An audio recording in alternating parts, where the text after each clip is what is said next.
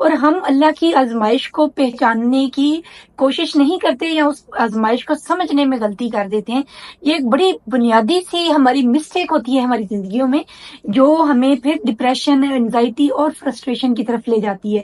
آزمائشوں کی اگر ہم نے نوعیت سمجھنی ہے، کہ یہ تو ہمیں سمجھ آتی ہے، سورہ بقرہ میں سب سے پہلے ارشاد ہے کہ ہم تمہیں ضرور آزمائیں گے،